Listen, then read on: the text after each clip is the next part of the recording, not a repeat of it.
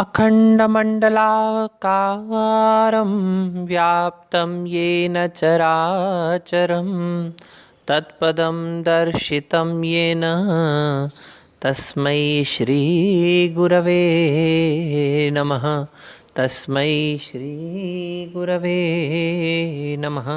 तस्मै श्रीगुरवे नमः।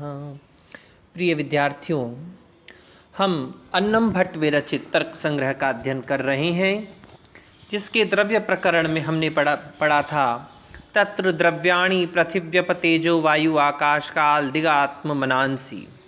9 द्रव्य हैं: पृथ्वी, जल, तेज, वायु, आकाश, काल, दिक्, दिशाएं, आत्मा और मन। जिसमें से पिछली कक्षा में हमने पृथ्वी नाम के द्रव्य के विषय में अध्ययन किया था। तत्र गंधवती पृथ्वी, जो द्रव्य हैं उनमें गंधवान जो है वह पृथ्वी है। यह 2 प्रकार की होती है, नित्य और अनित्य। नित्य परमाणु रूप होती है, अनित्य कार्य रूप होती है। अनित्य पुनः 3 प्रकार से होती है, शरीर, इंद्रिय और विषय के भेद से। हम लोगों का शरीर इसका शरीर है। इंद्रियम गंधग्राहकम घ्राणम इन तच्च नासाग्रवर्ती, और इसकी इंद्रिय जो है वह गंध को ग्रहण करने वाली घ्राण, जो कि नासिका के अग्रभाग में रहती है, और इसका विषय मृत, पाषाण आदि मिट्टी, पत्थर इत्यादि हैं। ये हमने पिछली कक्षा में अध्ययन किया। आज हम द्वितीय द्रव्य आप अर्थात जल के विषय में अध्ययन करेंगे। शीत स्पर्शवत्यः आपः ता द्विविधाः नित्याः अनित्याश्च। नित्याः परमाणुरूपा, अनित्याः कार्यरूपा। पुनः त्रिविधा शरीर इंद्रिय विषय भेदात्। शरीरम वरुणलोके, इंद्रियम रसग्राहकम रसनम, जिह्वाग्रवर्ती विषयः सरित समुद्रादि। शीत स्पर्शवत्यः आपः, यह जो जल है यह शीत स्पर्शवान होता है। इसका स्पर्श हमें शीतलता का अनुभव देता है। इसको स्पर्श करने पर हमें शैत्य का अनुभव होता है। पिछली बार जब हम पढ़ा रहे थे तब एक बच्चे ने प्रश्न किया कि जल गर्म भी तो हो जाता है। हमने कहा नहीं, आप जल को अग्नि के द्वारा रॉड पर, भट्टी पर, चूल्हे पर, गैस पर गर्म करें और उसको आप रख दीजिए, थोड़े समय बाद वह कैसा हो जाएगा? ठंडा हो जाएगा। जल को कितना भी गर्म कर लीजिए, उसकी प्रकृति शीतल ही रहेगी। तो शीतल स्पर्श वाला जो होता है वह जल होता है।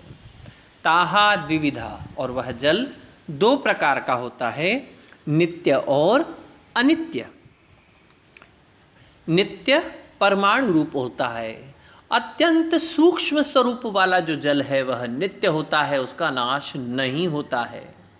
फिर प्रश्न किया किसी ने कि हम एक भगोनी भर करके अगर उसको गैस के ऊपर रख दें तो वह जल धीरे धीरे धीरे करके उड़ जाता है और वो नष्ट हो जाता है। नहीं, वह जल नष्ट नहीं होता है, वह भाप के रूप में परिवर्तित हो जाता है। तो जो अत्यंत परमाणु स्वरूप जल होता है उसका नाश कभी भी नहीं होता है। समुद्र इतना बड़ा भरा जल का स्तोत्र हमें दिखता है, खूब धूप से गर्म हो करके इसमें से भाप बढ़ के वह उड़ता है, उड़ करके बादल के रूप में आएगा, बादल से फिर जल मिलेगा, जल से नदियाँ, फिर समुद्र। ये एक चक्र चलता रहेगा। जो नित्य जल है उसका कभी भी, जो परमाणु रूप है उसका नाश नहीं होता है। और अनित्य कैसा होता है? यह कार्य रूप होता है। यह अनित्य जल 3 प्रकार का होता है, शरीर, इंद्रिय और विषय के भेद से। शरीरम वरुण लोके, वरुण लोक में, जल लोक में इसका शरीर विद्यमान है। इंद्रियम, इसकी इंद्रिय कौन है? रसग्राहकम रसनम जिह्वाग्रवर्ती, रस को ग्रहण करने वाली रसना जिह्वा के अग्रभाग में विद्यमान इसकी इंद्रिय होती है। जितने भी प्रकार के हमें रस का अनुभव होता है वह हमें जिह्वा के अग्रभाग से होता है। जल का अनुभव, कई बार आप ध्यान दीजिए, कुछ हमने गरम खा लिया, अचानक से जुबान जल गई, तो आगे जो विद्यमान जिह्वा के अग्रभाग में विद्यमान जो रसना होती है वह रसना क्षतिग्रस्त हो जाती है। उसका परिणाम क्या होता है कि जब हम कोई भी पदार्थ खा रहे होते हैं उसका स्वाद हमें नहीं आता है, वह रस नहीं हम ले पाते। मीठा हो, तीखा हो, खट्टा हो, किसी भी प्रकार का जब हम रस का स्वाद लेते हैं, रसास्वादन करने की कोशिश करते हैं, तो रसना के क्षतिग्रस्त होने के कारण से वह हम स्वाद नहीं ले पाते हैं। तो इसका इंद्रिय रस को ग्रहण करने वाली रसना है जो जिह्वा के अग्रभाग में विद्यमान होती है। और इसका विषय कौन है? सरित समुद्र आदि। सरिता अर्थात नदियाँ, समुद्र इत्यादि इसका विषय होते हैं। शीत स्पर्शवान जल होता है, यह दो प्रकार का होता है, नित्य और अनित्य। नित्य परमाणु रूप होता है, अनित्य कार्य रूप होता है। यह अनित्य जल पुनः तीन प्रकार का होता है, शरीर, इंद्रिय और विषय के भेद से। इसका शरीर वरुण लोक में विद्यमान होता है। इंद्रिय इसका रस को ग्रहण करने वाली रसना होती है जो हमारे जिह्वा के अग्रभाग में विद्यमान रहती है। और इसका विषय सरिता अर्थात नदियाँ, समुद्र इत्यादि होते हैं। तृतीय द्रव्य है तेज। उष्ण स्पर्शवत तेज। उष्ण स्पर्शवान तेज होता है। अभी हमने देखा शीत स्पर्शवान तो जल होता है, लेकिन उष्ण स्पर्शवान तेज होता है, अग्नि होती है। फिर प्रश्न किया किसी ने, अग्नि ठंडी हो जाए तो? कभी अग्नि ठंडी नहीं होती है। कोयले में आग लगा दीजिए, बंद कर दीजिए उस आग को। जब वह आग खत्म हो जाए, बाहर से उस कोयले के ऊपर एक राख की परत जम जाए, लेकिन तब भी आप अनुभव करेंगे कि उस कोयले के अंदर वो जो अंगारा है उसके अंदर उष्णता विद्यमान है। और अगर वो उष्णता समाप्त हो गई, इसका मतलब वहाँ पर अग्नि तत्व समाप्त हो चुका है। अग्नि तत्व है, ऊर्जा है, तो वह कैसी रहेगी? उष्ण स्पर्शवान रहती है। तच्च द्विविधम, यह भी पुनः दो प्रकार की होती है, नित्यम अनित्यम च। यह तेज दो प्रकार का है, नित्य तेज और अनित्य तेज। नित्य तेज कैसा होता है? परमाणु रूप होता है, इसका नाश कभी भी नहीं होता है, यह सर्वदा रहता है, एक पदार्थ से दूसरे पदार्थ में स्थानांतरित होता रहता है। आप लोगों ने विज्ञान का एक सिद्धांत पढ़ा होगा, ऊर्जा का स्थानांतरण हो जाता है लेकिन ऊर्जा कभी नष्ट नहीं होती है। एक यंत्र से दूसरे यंत्र में, दूसरे से तीसरे में, तीसरे से चौथे में, फिर पुनः पहले में, इस प्रकार से इस ऊर्जा का स्थानांतरण, इस तेज का स्थानांतरण होता रहता है। लेकिन वह जो नित्य तेज है वह कभी भी नष्ट नहीं हुआ करता है। ध्यान दीजिए, अनित्य तेज कैसा और नित्य तेज कैसा? नित्य जो कभी नष्ट ना हो, और अनित्य तेज कैसा? जैसे हमारे घर शरीर में भी उष्णता है, तेज है, अग्नि है, लेकिन जैसे ही हमारे शरीर से प्राण निकल जाते हैं वह अग्नि शांत हो जाती है और हम लोग क्या कहते हैं? शरीर ठंडा पड़ गया है। यह नाशवान तेज है जो निकल जाता है, अनित्य है, यह कार्य रूप होता है। और यह अनित्य जो होता है यह तीन प्रकार से होता है, शरीर, इंद्रिय और विषय के भेद से। इसका शरीर कैसा है? आदित्य लोक में रहता है, सूर्य लोक में इसका शरीर है। इंद्रियम रूप ग्राहकम चक्षु कृष्ण ताराग्रवर्ती। इसकी इंद्रिय कैसी है? रूप को ग्रहण करने वाला जो चक्षु है वह हमारे नेत्रों में कृष्ण तारा के अग्रभाग में विद्यमान रहता है। कभी आप आंख को ध्यान से देखिएगा, आंख को देखेंगे तो सबसे पहले एक सफ़ेद भाग आता है, उसके अंदर एक काला भाग आता है। उस काले के अंदर भी अगर आप सूक्ष्म तरीके से कभी आईने के सामने खड़े होकर के देखेंगे तो आपको पता चलेगा एक छोटा सा तारा के समान और छोटा सा एक भाग होता है, गोल गोल भाग होता है, उसे हम चक्षु कहते हैं। वही हमें रूप को ग्रहण करवाता है, उसी से हम देखने में सामर्थ्य होते हैं। अगर वह भाग नष्ट हो जाए, क्षतिग्रस्त हो जाए, तो हमें देखने में समस्या आती है। तो इंद्रिय क्या है? रूप को ग्रहण करने वाली चक्षु है, वह कृष्ण तारा के, इस काले तारे के, काली पुतली के अग्रभाग में विद्यमान रहती है। और इसका विषय चतुर्विधः, 4 प्रकार का होता है। भौम, दिव्य, औदर्य, आकरज भेदात। भौम कैसा है?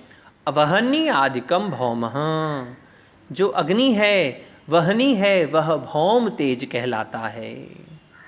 अविंधनम दिव्यम विद्युत आदि, जल से उत्पन्न होने वाला और विद्युत आदि आकाश में जो तड़ित बिजली इत्यादि में रहने वाला जो तेज है, वह कैसा रहता है?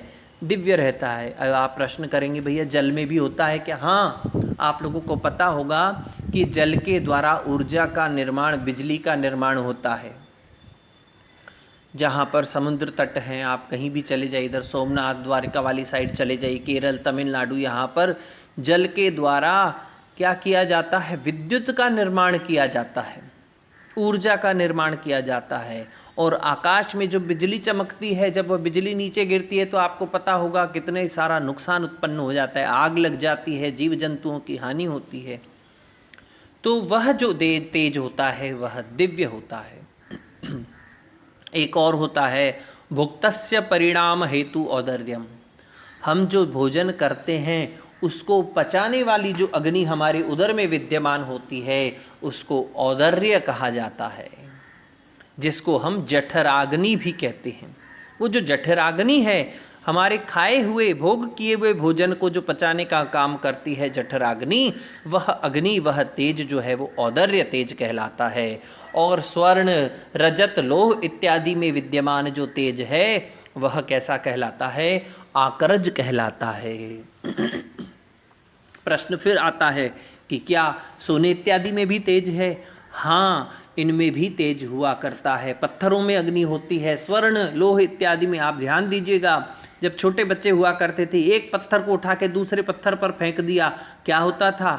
आग निकलती थी। आप लोगों ने पढ़ा होगा, आदि मानव ने जब एक पत्थर उठा करके एक पशु को मारना चाहा, वह पत्थर दूसरे पत्थर पर जाकर के टकराया और उससे चिंगारियां उत्पन्न हुई और उन चिंगारियों से पास में पड़ी हुई घास में आग लग गई। तो इनमें भी क्या होता है? तेज विद्यमान होता है। तो यह उष्ण स्पर्शवान तेज होता है। यह 2 प्रकार का होता है, नित्य और अनित्य। नित्य परमाणु रूप होता है, अनित्य कार्य रूप होता है। पुनः यह अनित्य 3 प्रकार का होता है। शरीर, इंद्रिय और विषय के भेद से इसका शरीर आदित्य लोक में होता है।